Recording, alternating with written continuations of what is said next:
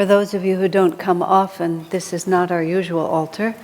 This was Janmashtami, Krishna's birthday, and we had a lovely long kirtan, and the devotees applied themselves to creating this masterpiece. The next time you come, it'll look a little different. But periodically these things happen, and they're definitely worth celebrating for a little longer than one evening. Our scripture reading this week is called Who Are the True Christians? We've been following these readings for 25 years or so, so every so often we come around again to the same ones, because all of our sermons are recorded and posted on the internet.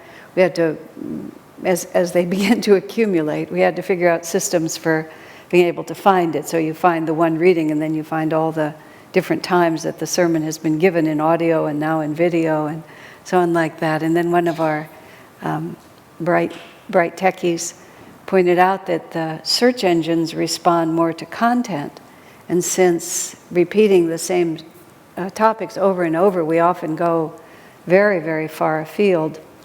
It might be a good idea if we actually also titled them to what they were, so then people just noodling around will find it.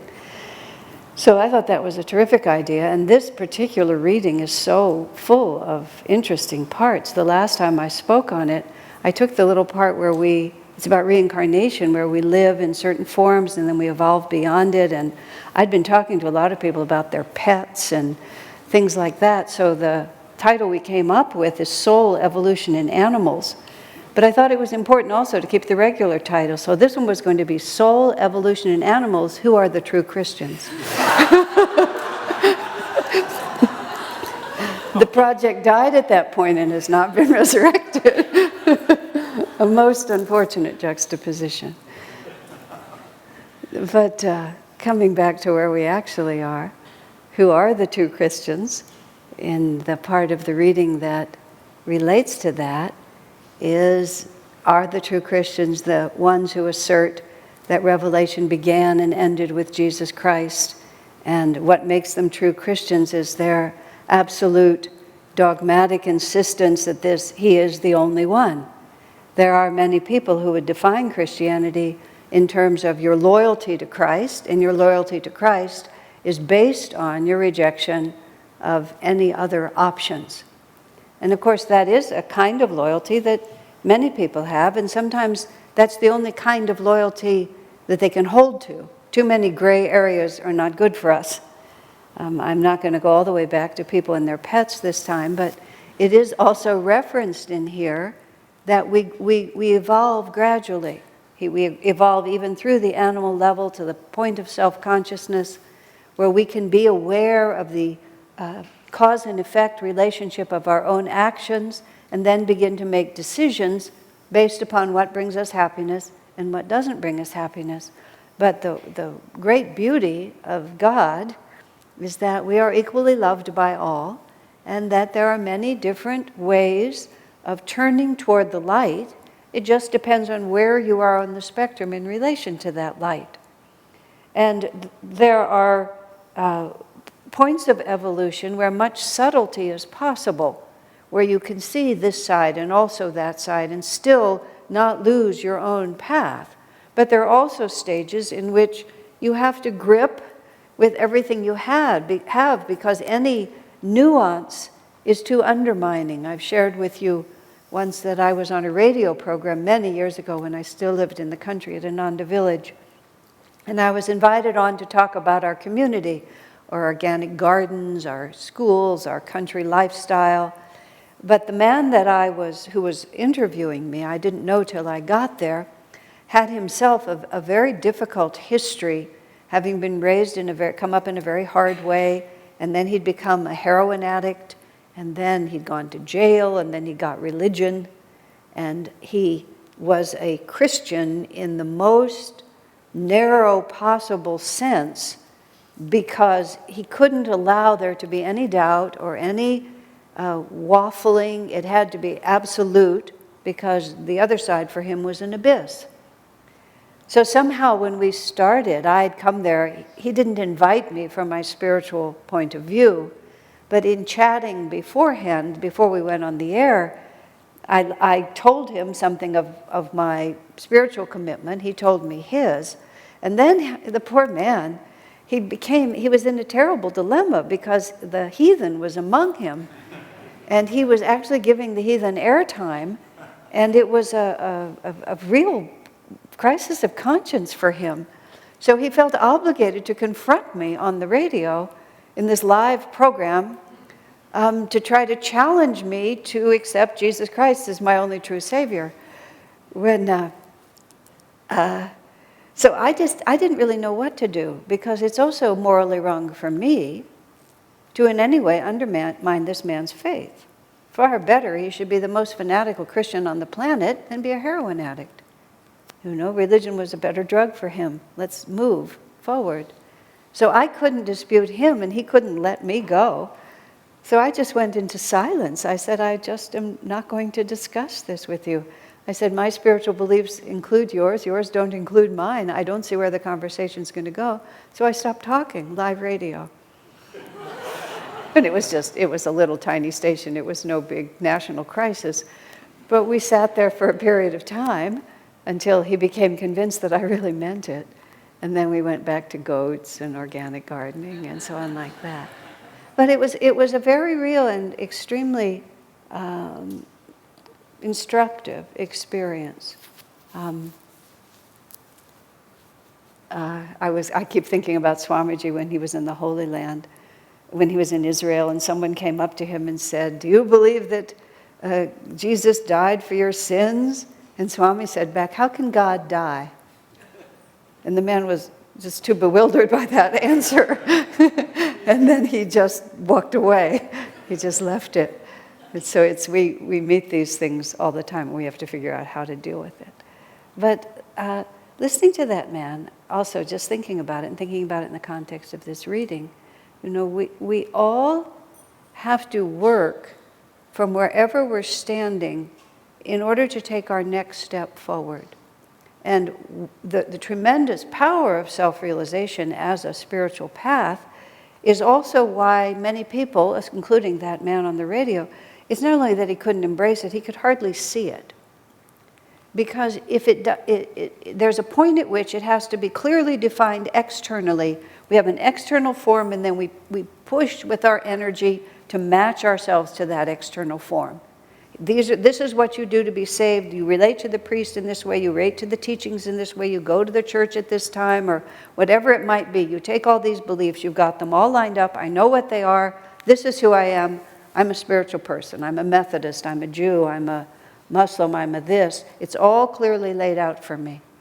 And then what happens to us is that somewhere along our spiritual evolution, and this is a very long process, our self-consciousness develops to the point that we begin to reflect on what's happening to us. And we begin to sense things on a deeper level.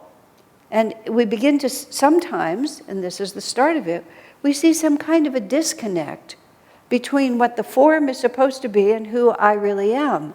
We see people who are who purport to be religious people dedicated to this or that, who behave hypocritically or cruelly or fanatically. And the idea that this is spirituality becomes repugnant to us. And often we move off and just reject it altogether. Many people who come into this temple, especially when I met them often when I was teaching the beginning meditation class, they often come in emphatically non-religious, emphatically against the concept of God. But when you sit and talk to them, often, not always, but often, it's a certain concept of what that means that's being rejected, and generally speaking, ought to be rejected. Too rigid, too external, too lacking in charity, too we're the ones and everybody else is damned, poor them, and it's just over if there's no reincarnation. You were just lucky or you weren't, and that was that. A very strange concept of God. And anybody who becomes self-aware enough goes against that. But now we start with an idea that it isn't an external form that we mold ourselves to. It's who we actually are in our own inner vibration.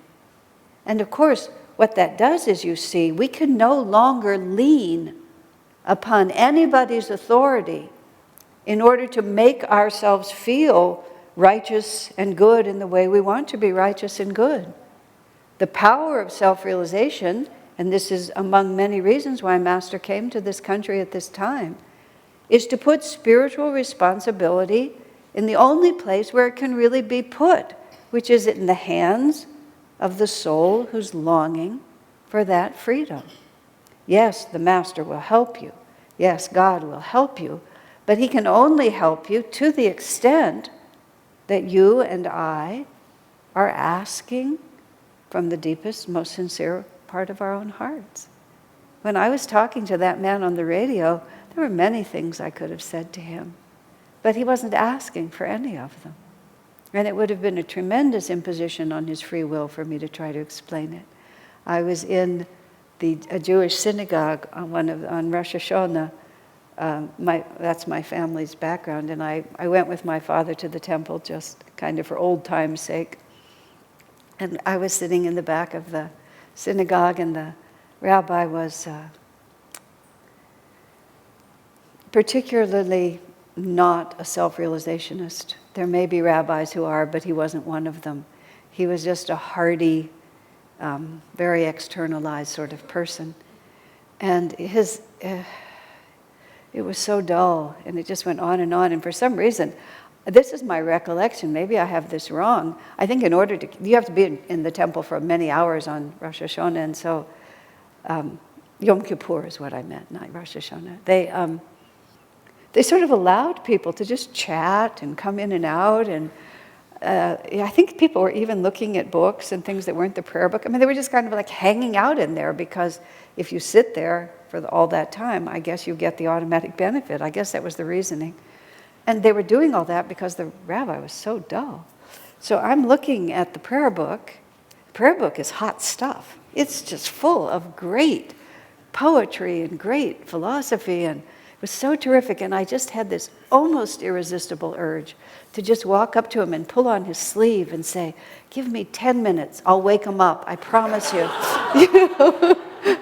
But I could feel somehow he wouldn't get it, and I wouldn't be able to explain it to him fast enough. But it was what they wanted. If they had wanted something else, they would be here. They wouldn't have been there, because I'm here, I'm not there, right? But what I'm understanding is that this is about my own inner consciousness, and all of these rituals, dogmas, forms, lines of spiritual authority, which are valid. If we make progress spiritually, it means that some people are going to be farther up the food chain than we are, and it certainly behooves us to listen to them because they've had more experience and they know more. It's not like it becoming your responsibility cuts you off from all influences. In fact, exactly the opposite. When Swamiji talks about meeting Master and going to become his disciple, he said he never in his life imagined saying the first words he spoke to Master, which is, "I want to be your disciple." But the reason he never imagined himself speaking those words is he literally did not know how to imagine the kind of perfection of divine wisdom that he knew he was looking at. And he had enough self-awareness, as Swami said.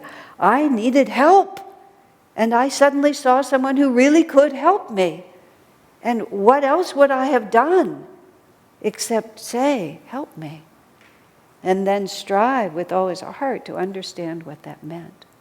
Now, what we're looking for when our spiritual path, even on an external sense, what everyone is looking for when they begin to search spiritually, is we're looking for a point of peace, a point of rest, a point of joy, a cessation of suffering. Whatever we talk about it, there's some image we have in our mind of something highly desirable. In fact, sometimes, desperately longing for. The man I met on the radio, he'd been all the way down to heroin addiction, which I've known people who've gone there. Thank you, God, I haven't gone there myself in many incarnations. But I know what it looks like, and I've seen what it looks like. It just rips everything to pieces. You have one reality that just supersedes all others, and all capacity to be yourself is taken away from you. I mean, it's hell, living hell. And so for him to suddenly have Jesus and desire Jesus with that same power, you can see what that is. And in many ways, he's farther ahead than those who haven't suffered as much. So we come onto the spiritual path at whatever stage we are, and something in us is pulling in that same way.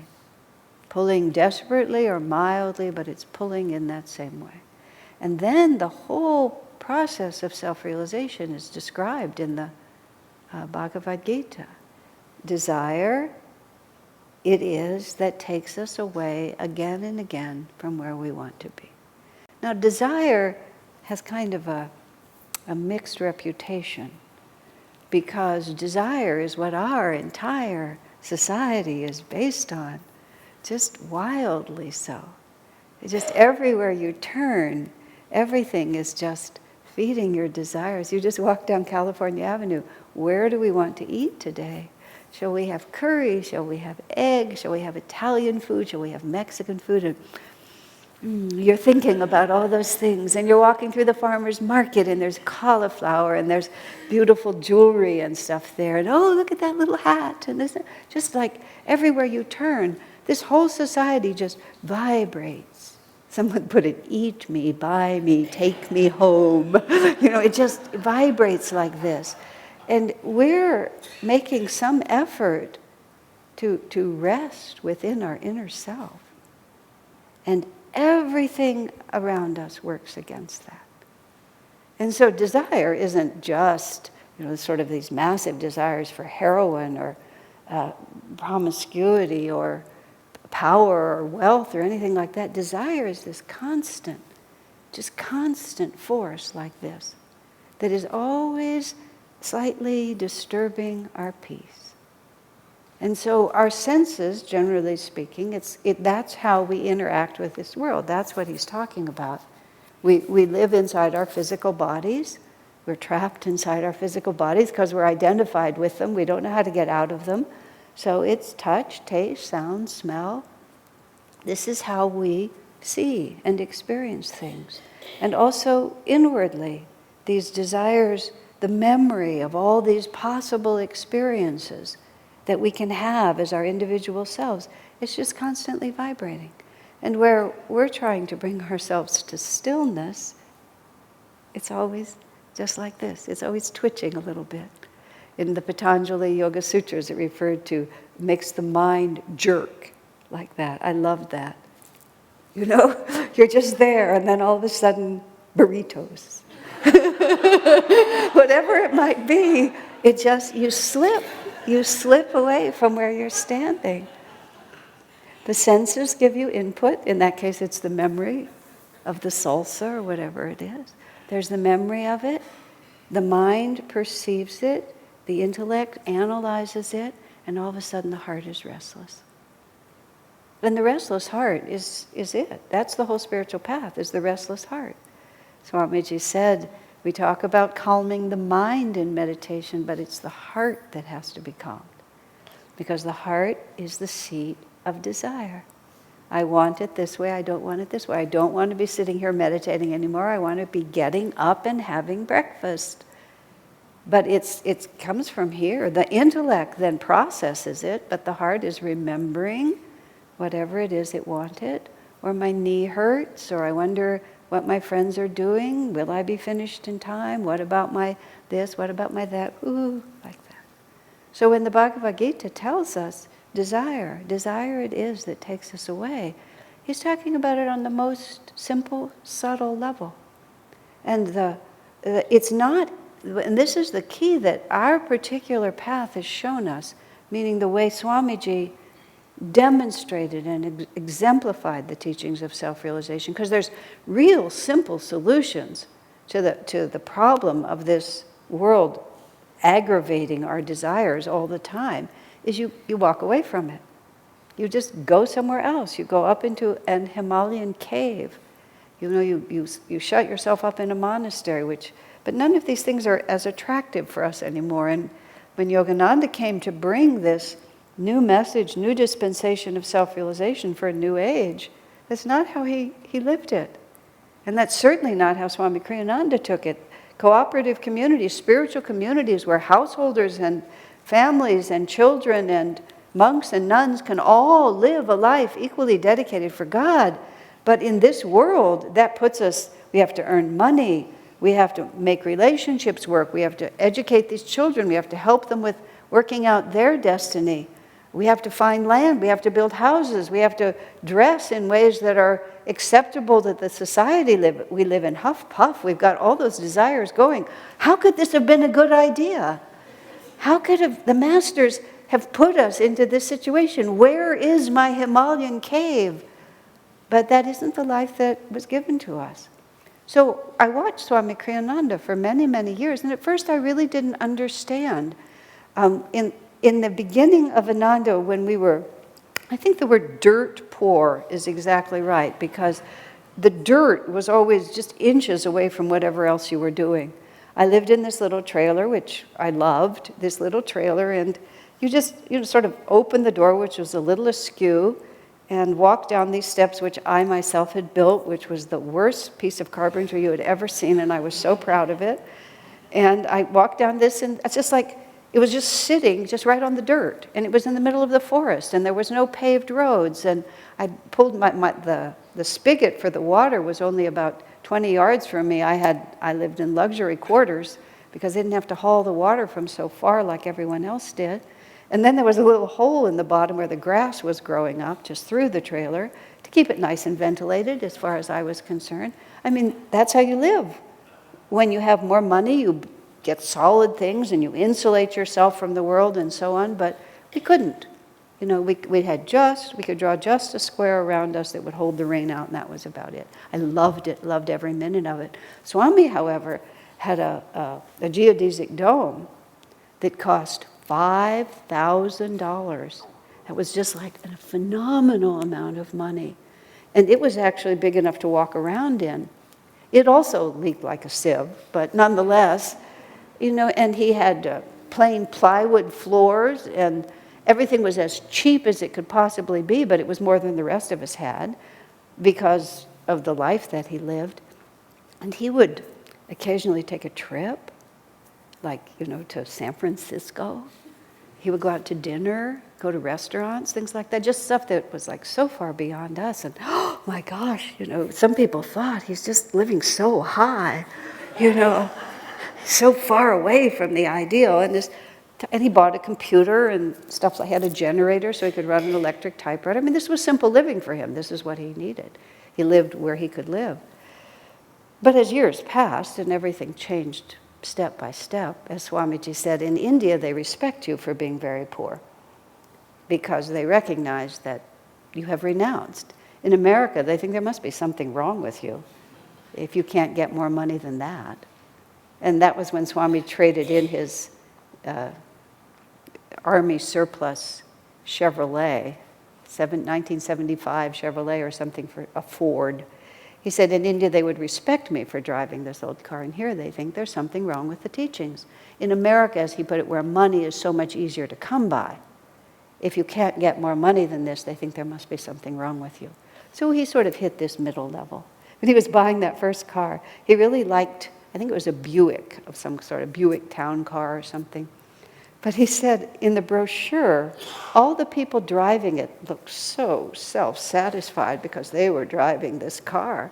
And he decided he didn't want to be associated with any of those people. So he bought something more humble, just middle of the road, but not poor looking. But the end of all of this is, Swami traveled all around the world. He brought these beautiful paintings of which his house is filled. He brought chandeliers it's all in Crystal Hermitage now at the village. The $5,000 dome has risen a bit. But he never, ever, I never saw him even slightly, his vibration never shifted. That's where I'm going with all of this. His vibration never shifted. He was absolutely at peace within himself. And that painting would be nice to have in the house.